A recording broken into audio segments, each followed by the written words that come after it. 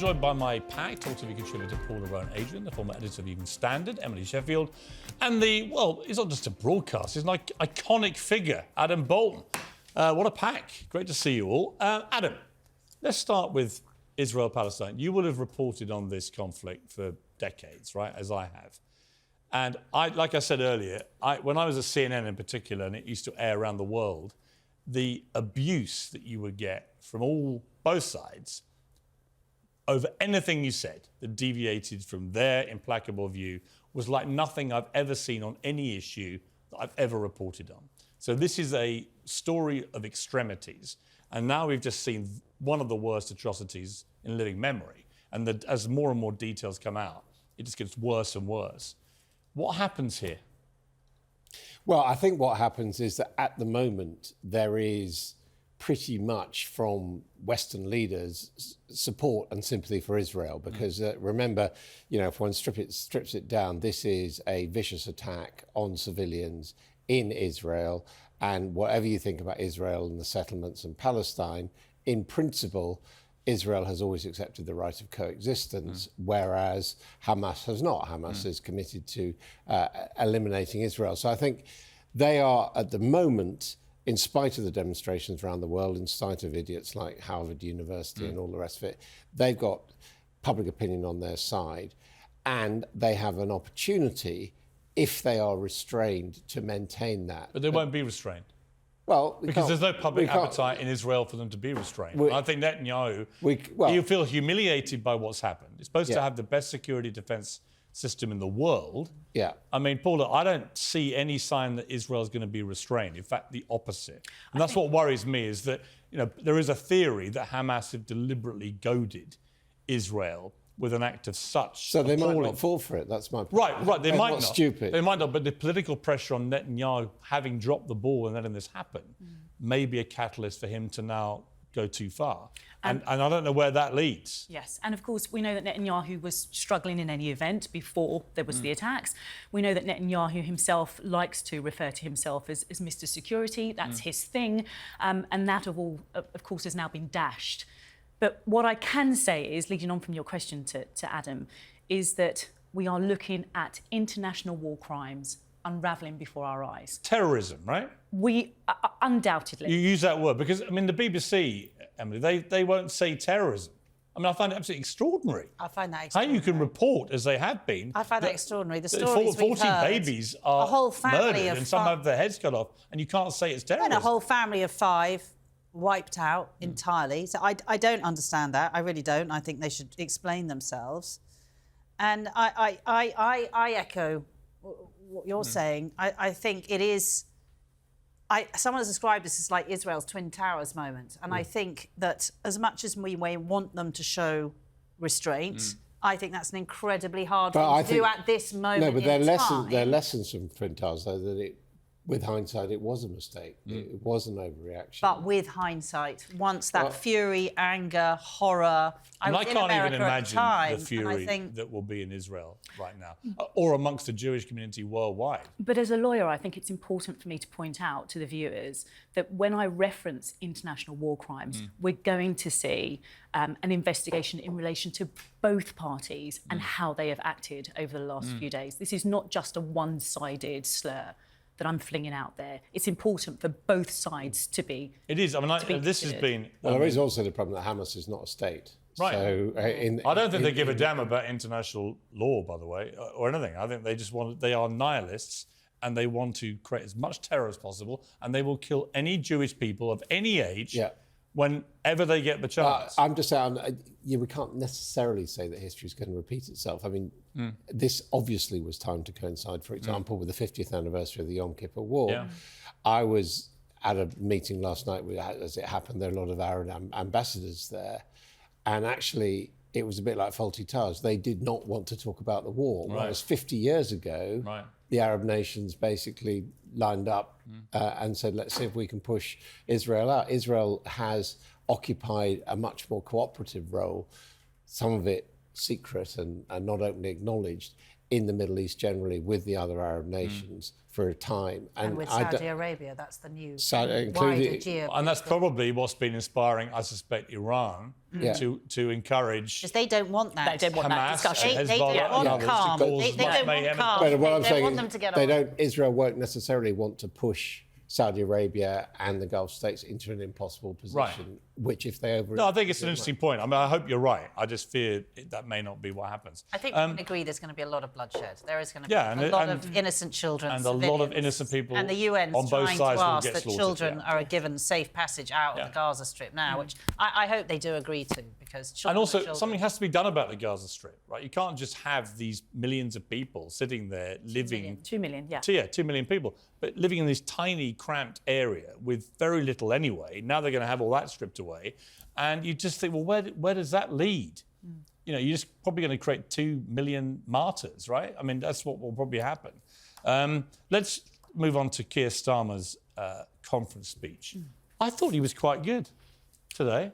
Yeah. I mean, he's never going to set the world alight as an orator. He's not Winston Churchill. He's not even Neil Kinnock or Tony Blair. But he's got something about him which I think Middle England, which is crucial for him, will find quite relatable. His backstory, his family life, his coming from nothing to be Director of Public Prosecutions, leader of the Labour Party. It's a good story, and he told it well today. He did, but you know what? I wasn't interested in all of that. What I was interested in was actually his response to the protest. And it was fantastic. And you and I discuss all the time about resilience and what it means to be resilient. But actually, we had a fantastic Well, let's have a look at it. Let's have a look at what that. happened when he came out.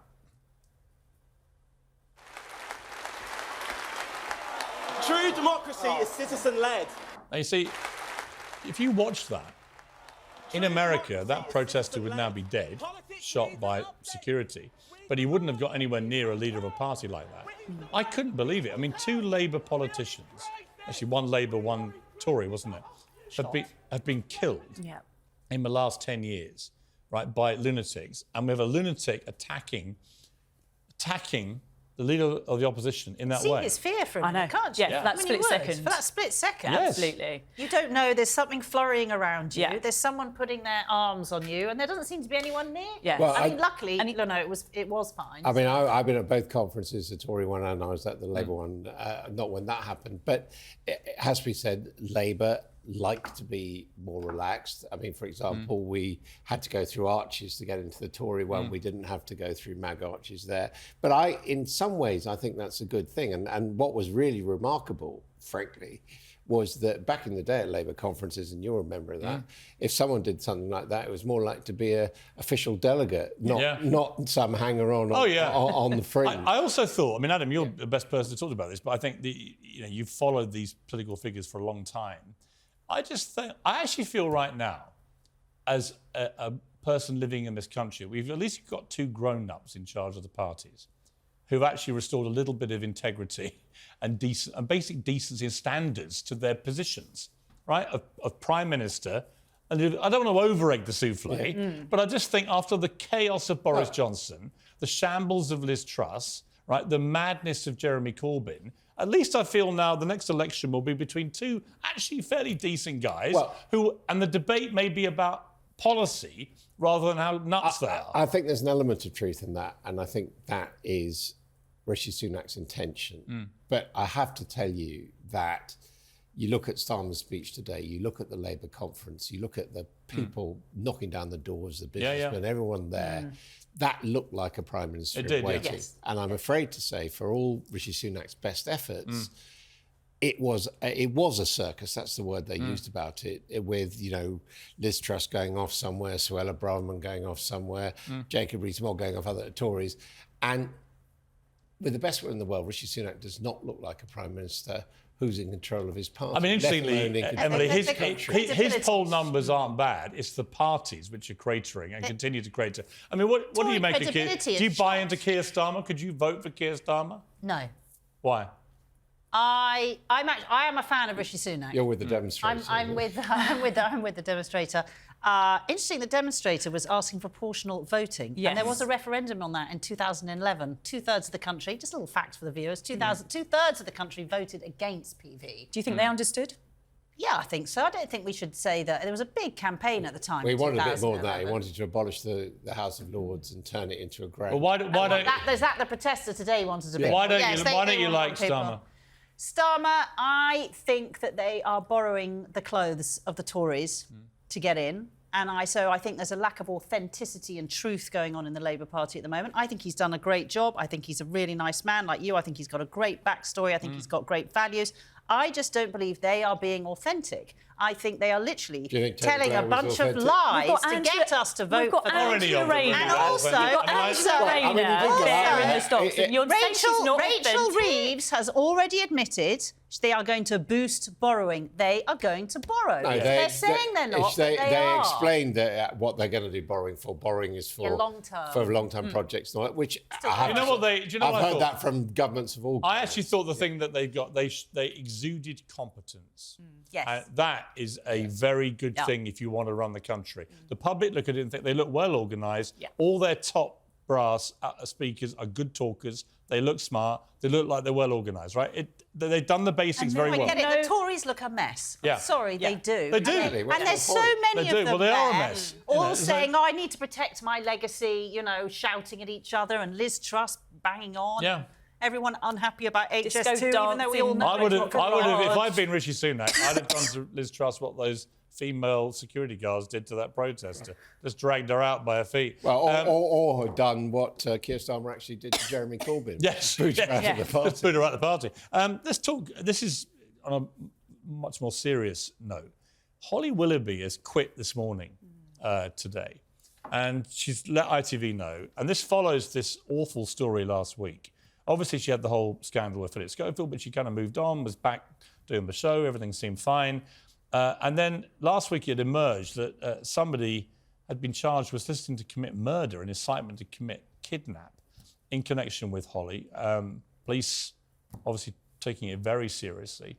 I mean, Adam, everyone in the public eye lives in horror at the thought of this kind of thing. Very few of us ever have to actually experience it. It's clearly shaken her so badly, she's walked away from one of the top jobs in television. Yeah, although, as we know, morning presenters come and go, don't they, Piers? They do. They do. But in my case, more voluntarily, I think. I mean, I think she's been... No, but to be serious, everyone will obviously have sympathy with her, but there is always a problem of ultra-celebrities being targeted. I mean, look at John Lennon and... Jill Dando and other things. And, one can well understand why she's wanted to step Well, back. especially with the Jill Dando documentary on Netflix right now, Emily. I mean, it's I really feel for her. I've known Holly a long time. When you go into the details of what's happened, someone's been hired. Well, we've got to be careful. Obviously, he's been charged. So these are all allegations. Allegations. There's been a charge. But terrifying. I mean, terrifying. Yeah. I think if you're a mother and a wife and you actually just want to survive, you read that. And the police are telling you that and showing you proof, and someone is charged. This is not just like a little bit of a story. And Paula, she said... This is very, very life-threatening. She said, I have to make this decision for me and my family. I will miss you all so much. I mean, it's a very gracious statement, but that last line said it all to me. That this is because she's got young kids, and she's thinking, my God, this is not worth it, right? This is not worth it. I've got one of the best jobs on telly. So what? Yeah. There's some lunatic out there, right? The awful thing is that's not going to make her safe. No. Unfortunately, she is a star. Yes. It doesn't make her and she safe. is in the public eye, and she is on social media. And although I don't think, to be fair to her, I don't think she actively promotes her children's faces across social media, but people know she's got children. And can I just say, because we don't get to say it very often, but congratulations to the police. Because this is an example of what happens when the police get it right. Yeah. Because there is an international aspect to this. I think we can safely say that. Tonight, actually. And so I really do want to get that out there. Well, look, the police have done their job. They have investigated these threats. They've obviously gathered evidence. A person has been charged. They remain allegations. And we'll see how that plays out. But clearly, it's been enough already for Holly to give up this job, and I wish her all the very best. She's a great girl, Holly. I've known her a long time. A lot of fun with her over the years. She's honestly, what you see is what you get. She's just a good laugh. A very talented broadcaster. I'm sure she'll bounce back. Well, I hope she does. But this kind of thing can freak people out, and I completely understand it. I really do. And she's got a lovely family, and she's obviously just thought, I'm done. And Piers, you know better than anyone, death threats are a nature of this job Yeah, now. had them myself. And I tell you what, nothing happened when I reported them. No. And that still staggers me, to get specific death threats made on my son's Instagram and reported to the police, and they weren't able to actually file charges. Quite breathtaking to me. But that's where we are.